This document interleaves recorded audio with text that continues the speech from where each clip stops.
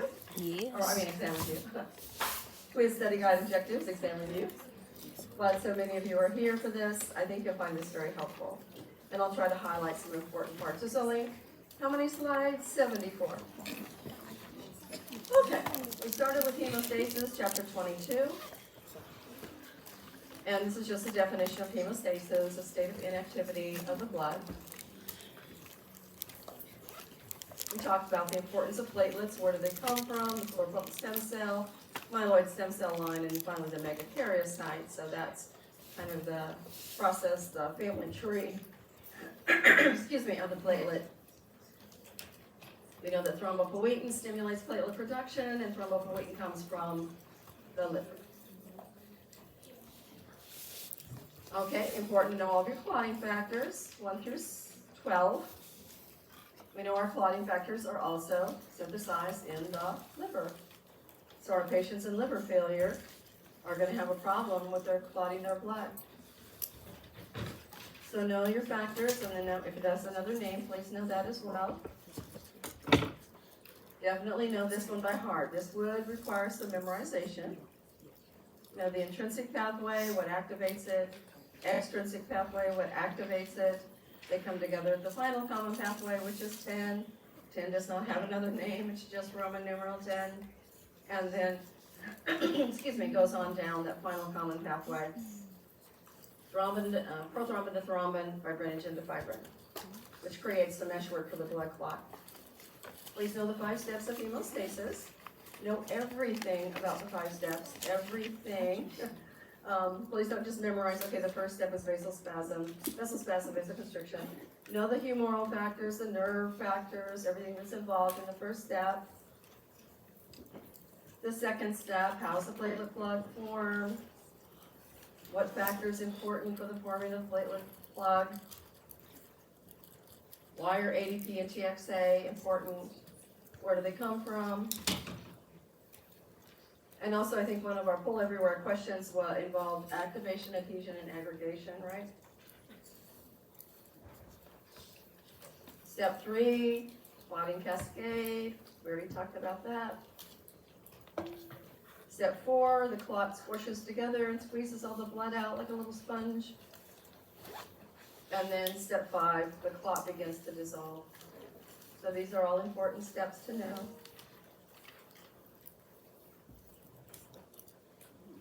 We know that the word thrombocytopenia means a decrease in platelet count, which increases the risk of bleeding. We know that thrombocytopenia, there's plenty of platelets, they're just not working. So please know the difference between thrombocytopenia and thrombocytopenia. And then we had a couple of other coagulation disorders that were genetic. Hemophilia A, X-linked recessive. Von Willebrand, autosomal dominant. And then we went into great detail about DIC. The problem with DIC is first clotting and then bleeding. Clotting, bleeding, clotting, bleeding. The clotting comes first, even though it begins with a C, bless you. Clotting comes first as a result of excessive thrombin generation. Just more information on DIC. If I didn't bring it up in the lecture, you certainly don't need to memorize all the different types of injury that activates the intrinsic and the extrinsic pathway. No need to do that. Manifestations are always important. If you see a list of clinical manifestations, please don't memorize it unless it's just something you can't really understand or have trouble understanding. Please note the reason why. Why are they oozing from their puncture sites? Why is their urine blood tinged? Why are they at risk for severe bleeding? And don't forget, at the same time they're bleeding, their major organs are filled with little tiny blood clots. All right, chapter 23. Now this one, a lot of this one was on a long line lecture.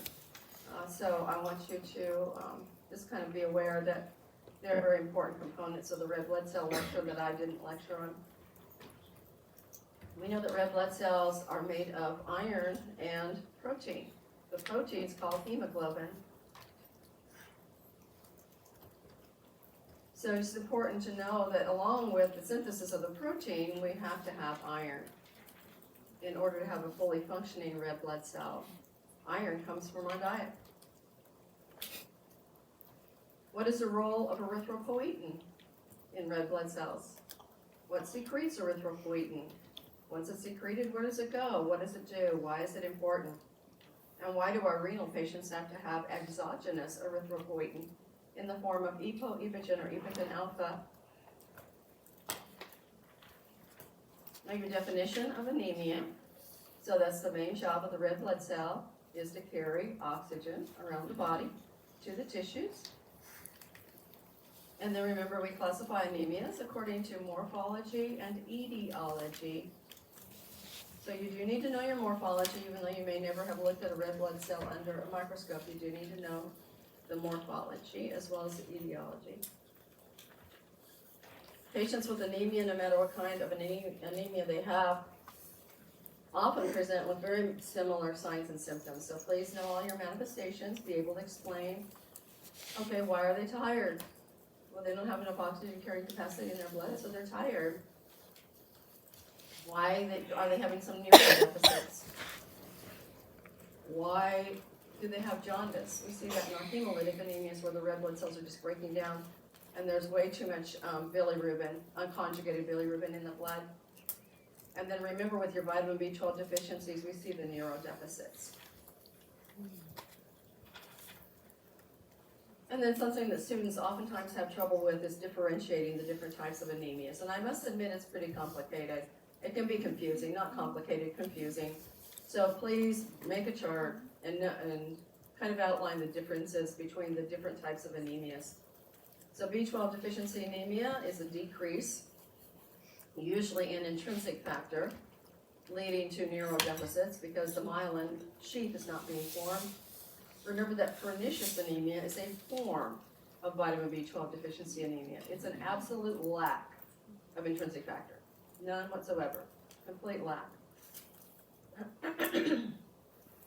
Iron deficiency anemia, the most common type of deficiency anemia, iron deficiency anemia, usually caused by a slow bleed, internal bleed, either in the stomach, the small intestine, in the uterus, very heavy menstrual cycles over a long period of time. This is chronic, it's not acute. It's chronic, okay? And there's your manifestations of losing blood over a long period of time. And then we had a few normocytic normochromic anemias. Remember that this anemia is iron deficiency is microcytic hypochromic. Vitamin B12, macrocytic megaloblastic. Those are important to know what the red blood cells look like within those different anemias. And then we've got normocytic normochromic. So red blood cells are normal size, normal color. There's just not enough of them for different reasons. Either the person's bleeding out, they have a problem with their bone marrow. That's aplastic anemia, a bone marrow disorder, or hemolytic anemia I mentioned just a minute ago. For some reason, red blood cells are just being hemolyzed. They're being lysed. They're being broken down. And therefore, the patient has an increased risk of unconjugated bilirubin in their blood, so they may present with jaundice. So that's important to remember about hemolytic anemia. Another form of normocytic normochromic anemia is sickle cell anemia. So we talked about the fact that this is just a mutation in one of those little beta chains. So glutamic acid has been exchanged for valine. So that's just one single point mutation that creates sickle cell anemia. It is an autosomal recessive disorder. Autosomal recessive. And this just talks a little bit about what happens in chronic hemolytic anemia. The blood vessel occludes because the red blood cells are sickling. So they look just like this sickle right here. They're sharp, they're firm, they're not flexible. They don't have the oxygen carrying capacity of a normal red blood cell, and they only live about 20 days. Know what polycythemia vera is? So we've got relative polycythemia, then absolute polycythemia. Underneath absolute polycythemia, I would focus on polycythemia vera. So know the difference between polycythemia vera and secondary polycythemia. the blood is very, very thick, there's an increase in red blood cells, and it can lead to blood clots forming. Know how to type blood. If you don't know how to type blood, see me after class, or come to my office, and we will go through it step by step. Very important to know how to type blood, and we'll go through that right now. Because we definitely don't want to give the wrong type of blood to the wrong patient. RH factor cannot be ignored, right? We cannot give positive blood to a negative person, but we can give negative blood to a positive person, or a person with positive blood. Hemolytic disease of the newborn. This occurs when the fetus is Rh positive. It doesn't have anything to do with A, B, or O. It has nothing to do with that. It has everything to do with the Rh factor. So this is going to occur when the fetus has the Rh factor, so they are positive. Their blood is positive. But the mother is negative, and the mother has previously, from previous pregnancies, have formed antibodies against the R antigen of the Rh factor. The D antigen of the Rh factor. I misspoke, sorry. Any questions on hemolytic disease of the newborn? That was in the recorded lecture. And then we get to endocrine. We just talked about endocrine yesterday, so this should go pretty quickly. I would know all the hormone, or all the endocrine glands that secrete hormones, or endocrine organs that secrete hormones. They're listed for you there on the right. I would know that. But also know that there's tissue and cells in lots of different places in our body that do release hormones, even though they're not considered an endocrine gland or an endocrine organ. Definitely know this chart from A to Z. This may require some memorization, but important to know that communication pathway and the hypothalamic pituitary axis. We had a question on this yesterday, a poll everywhere question that caused some problems. So be sure you know the pathways of these hormones, please. It could be very confusing, no doubt about it. Know the difference between a negative and a positive feedback loop. Be able to explain that negative feedback loop, and that's also another good example of the question we had in poll everywhere yesterday. Hypopituitarism, now we have a decrease in all of the hormones being secreted by the anterior pituitary gland. Know the difference between gigantism and acromegaly, please? Gigantism and acromegaly. There are your manifestations of acromegaly. Please don't memorize them. Please be able to explain them. Again, I sound like a broken record, but know why the person is at risk for arthritis and arthralgias, or why do they have a broad nose, or why are they at risk for nerve entrapment. It's that increase in soft tissue. They don't get taller with acromegaly, but they continue to get larger. What does the thyroid hormone do? I would very much appreciate you knowing the 4 jobs of the thyroid hormone. Increased metabolic rate, increased cardiorespiratory demands, increased GI motility and appetite, and increased skeletal muscle tone and reflexes. And remember, that also affects the central nervous system. So it's activation of the sympathetic nervous system, including the central nervous system. Okay, hypothyroidism, congenital, not very common, acquired, very common. And know your lab work for primary acquired hypothyroidism, because that's what you'll be looking for in your clinical practice. Yeah. Do we have to know the levels for the lab work? Oh, no, you don't have to know normal levels. Yeah. It would just say low or it's high. It wouldn't say 1.0 or 2.2 like our case study said. You don't need to know normal lab values. Your normal lab values will be given. If you have a lab value question, the normal values will be given. There's just some examples of primary hypothyroidism. I think we had one of those questions in the case study, so that kind of relates to that. Here's your Hashimoto, the most common type of primary hypothyroidism. Again, know your lab values and your clinical manifestations. Know what myxedema coma is, the worst case scenario of hypothyroidism, worst case scenario. And then we move to hyperthyroidism, the most common form of hyperthyroidism. Another word for hyperthyroidism is thyrotoxicosis. So please know those two words. And Graves' disease is the most common type of hypothyroidism. This just explains the pathophysiology. Always important to know the pathophysiology just because it makes it a lot easier to answer your exam questions if you understand the pathophysiology. Clinical manifestations, always important. You're going to be assessing this patient with Graves' disease. Go back to the 4 function of the thyroid hormone. Go back to that and just put about 3 or 4 up arrows in each one of those, and that's what you'll see in Graves' disease. Don't forget exophthalmos and a goiter. Remember, both hyperthyroidism and hypothyroidism can present with a goiter for different reasons.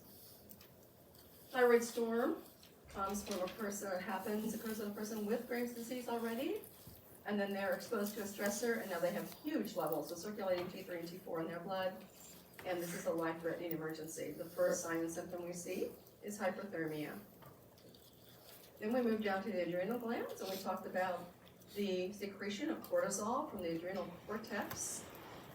This is our stress hormone. Be able to explain all the pathway of the negative feedback mechanism. So whether the level's high or whether it's low, what's going to happen next? If it's high, our patient has an increased risk of developing syndrome or disease, Cushing syndrome or Cushing disease. Here are your clinical manifestations. Very important to know clinical manifestations. Again, sounding like a broken record. But know what to look for when you're assessing your patients. This is just kind of a fun, just for fun slide. If you want to know some more clinical manifestations, not important to memorize each one of these. And then I think this is our last disorder, Addison's disease. So now we have a decrease in cortisol and aldosterone, both cortisol and aldosterone. So again, clinical manifestations, very important to know. The bronze skin, the GI effects, the lab values that you're going to expect in a person with Addison's disease, and then they're at extreme risk for vascular collapse and shock if they go into an Addisonian crisis. And I didn't bring that into the lecture, but it's very much like a thyroid storm, whether they have a huge decrease in cortisol and aldosterone all of a sudden. So that's a life-threatening emergency. And here's your lecture from Dr. Asha Stevens. I know many of you are familiar with her and love her like I do. She taught patho with me, or has taught patho with me several semesters. In fact, she taught with us last fall, to the BSNs last fall. So because you know her, a lot of you know her, and you're familiar with her lecture style, she's an excellent lecturer. Because she teaches AMP, she can go into this in much more depth than I can. She knows way more about the skin than I do. I'm here to tell you. So she lectures this, and here's what I want you to focus on. You saw that there are 2 questions from this chapter, right? In your exam blueprint, there are 2 questions. So focus on your burns, because this is what you're going to see in your clinical practice setting. You're going to see a lot of burns. People get burned all the time. Really sad, really sad. There's only a couple of burn units in the whole state of Georgia to serve this patient population. Know your first degree burn. And so just read, what I encourage you to do with the skin is read your study guide objectives for burns. And then we'll get to the next topic in a minute. So know your burns really well, upside, downside, and inside out. There's first degree. Students get mixed up on second degree burns, so please focus on the slide. They get mixed up on second degree burns.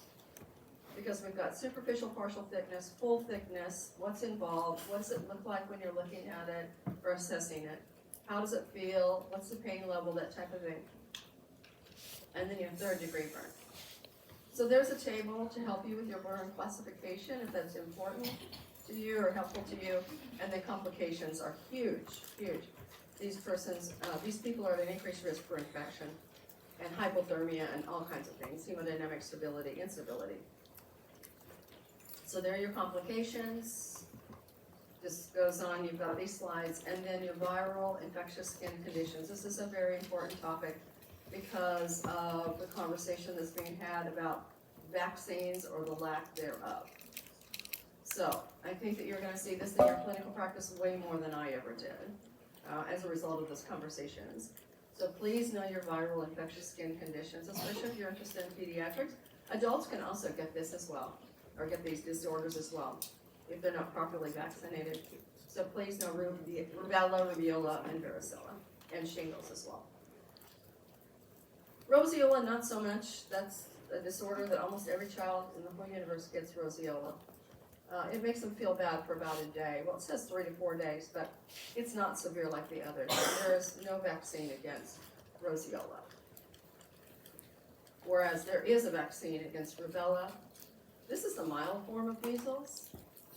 Comes from the RNA virus.